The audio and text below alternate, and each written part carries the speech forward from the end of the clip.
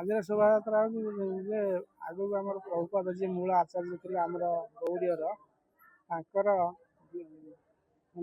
ବିରହ ଉତ୍ସବ ଆଗକୁ ଅଛି। ଏଇଟା 99ତମ ତାଙ୍କର ଉତ୍ସବ। ସେଇ ଉତ୍ସବ ଉପଲକ୍ଷେ ଏଇଠି ଏଇ କଳସ ଯାତ୍ରା ଆଜି ଭାଗବତ କଥା 7 ଦିନ ବ୍ୟାପୀ ତାଙ୍କରି ଉଦ୍ଦେଶ୍ୟରେ କରାଯାଉଛି।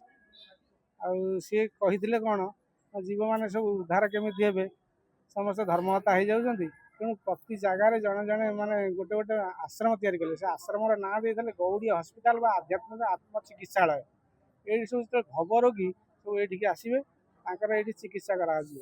ମାନେ ତାଙ୍କୁ ଭକ୍ତି ମାର୍ଗକୁ ନେଇ ଏସବୁ ମାଛ ମାଂସ ମଦ ଇତ୍ୟାଦି ସବୁ ଛଡ଼େଇ ତାଙ୍କୁ ଭକ୍ତି ମାର୍ଗରେ ନେବା। ଯେଉଁ ଭବ ରୋଗରେ ସେମାନେ ପୀଡ଼ିତ, ତାଙ୍କୁ ଭଲ ବାଟକୁ ଆଣି ଭଗବତ ମାର୍ଗୀ କରାଇବା ତାଙ୍କର ଉଦ୍ଦେଶ୍ୟ ଥିଲା। ତେଣୁ ଇଏ ହେଉଛି ଆଧ୍ୟାତ୍ମିକ ଆତ୍ମ ଚିକିତ୍ସାଳୟ ବା ଗୌଡ଼ୀ ହସ୍ପିଟାଲ। ଏହାରି ମାଧ୍ୟମରେ ଲୋକମାନଙ୍କୁ ଭଲ ବାଟକୁ ଅଣାଯାଉଛି। ସେଇ ଉଦ୍ଦେଶ୍ୟରେ ଏଇ ସବୁ କାର୍ଯ୍ୟକ୍ରମ ଆରମ୍ଭ ହୋଇଛି। ପ୍ରତ୍ୟେକ ବର୍ଷ ଏଠି ଶୋଭାଯାତ୍ରା ପ୍ରତ୍ୟେକ ବର୍ଷ ହେଉଛି ଏବଂ ଚଳିତ ବର୍ଷ ବି ଦେଖାଯାଉଛି ଭକ୍ତଙ୍କ ସଂଖ୍ୟା ଧୀରେ ଧୀରେ ବଢୁଛି। ଏଇଟା କ'ଣ ସୂଚନା? ଭକ୍ତଙ୍କ ସଂଖ୍ୟା ବଢୁଛି ମାନେ ସେମାନଙ୍କର ଉତ୍ସାହ ଅଛି ଭକ୍ତି ମାର୍ଗକୁ ଆସିବା ପାଇଁ। ଲୋକମାନେ ସାଧାରଣତଃ ଏପଟେ ସାଧାରଣ ଗରିବ ଲୋକମାନେ ସେମାନଙ୍କର ଯାହା ଭକ୍ତି ମାର୍ଗକୁ ଆସିବା ପାଇଁ ବହୁତ ଇଚ୍ଛା ଅଛି। ସେଥିପାଇଁ ଧୀରେ ଧୀରେ ମାନେ ପ୍ରତ୍ୟେକ ବର୍ଷ ଭଳି ଏ ବର୍ଷ ମଧ୍ୟ ନିୟମ ଅନୁସାରେ ପାଳିତ ହେଉଛି। ଆମର ଯେଉଁ ଜଗତ ଗୁରୁ ଯିଏ ଅଛନ୍ତି ଶ୍ରୀ ଶ୍ରୀଲ ପ୍ରଭୁପାଦ ଗୋସ୍ୱାମୀ ମହାରାଜଙ୍କର ଆଜି 99ତମ ବିରହ ମହାମହୋତ୍ସବ ପାଳିତ ହେଉଛି। ଏହି ଅବସରରେ 7 ଦିନ ବ୍ୟାପୀ ଶ୍ରୀମଦ୍ ଭାଗବତ କଥାମୃତ ଏଠାରେ ହବ 7 ଦିନ ବ୍ୟାପୀ, ଆଜିଠାରୁ 8 ତାରିଖ ପର୍ଯ୍ୟନ୍ତ। ତେଣୁ ହରିନାମ ଯେହେତୁ ଏଠି ଚାଲିଛି, କଳି ଯୁଗରେ ହରିନାମ ଶ୍ରେଷ୍ଠ, ସେ ହରିନାମ ସଂକୀର୍ତ୍ତନକୁ ଆପଣେଇବା ପାଇଁ ସମସ୍ତେ ଧୀରେ ଧୀରେ ଶ୍ରଦ୍ଧାଳୁ ଭକ୍ତମାନେ ଏଠାରେ ଏକତ୍ରିତ ହେଉଛନ୍ତି ଏବଂ ଏହାର ସମାରୋହ ଆସ୍ତେ ଆସ୍ତେ ବୃଦ୍ଧି ପାଇବାରେ ଲାଗିଛି। ଏଠି ଶ୍ରୀମଦ୍ ଭାଗବତ କଥାମୃତ ଆଲୋଚନା ହେବ ପ୍ରତ୍ୟେକ ଦିନ ସନ୍ଧ୍ୟାରେ। ତେଣୁ ଭକ୍ତମାନେ ଆସି କଥାମୃତକୁ ଶ୍ରବଣ କରନ୍ତୁ ଏବଂ ତାଙ୍କର ଭକ୍ତି ମାର୍ଗକୁ ଆପଣେଇ ନେଇ କିପରି ସଦ୍ଗତି ହେଇପାରିବେ ସେଥିପ୍ରତି ପ୍ରଚେଷ୍ଟା କରନ୍ତୁ।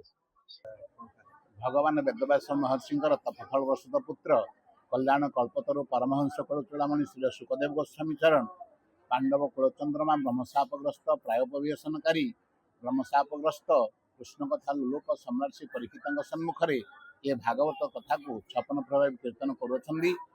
ଇଏ କଳିହତ ଜୀବକୁ ଭବସାଗର ଉଦ୍ଧାର କରିବା ହେବା ନିମିତ୍ତ ଭାଗବତ କଥାମୃତ ହେଉଛି ସୁଦୃଢ଼ ନୌକା।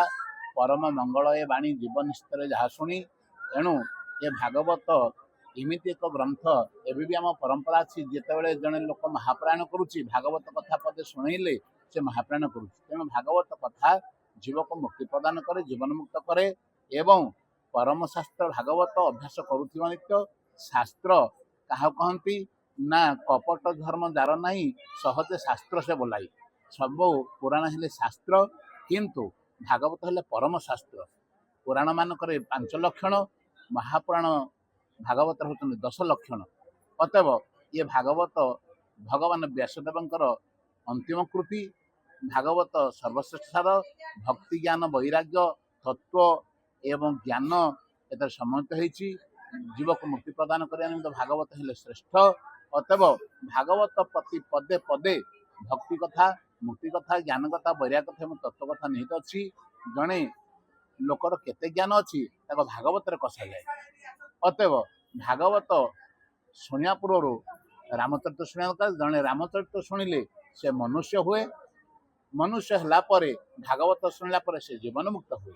ଅତଏବ ଜୀବର ପରମ କର୍ତ୍ତବ୍ୟ ଭଗବାନଙ୍କ ଶରଣାପନ୍ନ ହେଇ ଏକାଗ୍ର ଚିତ୍ତରେ ଭାଗବତ କଥା ଶ୍ରବଣ କରିବା ଉଚିତ।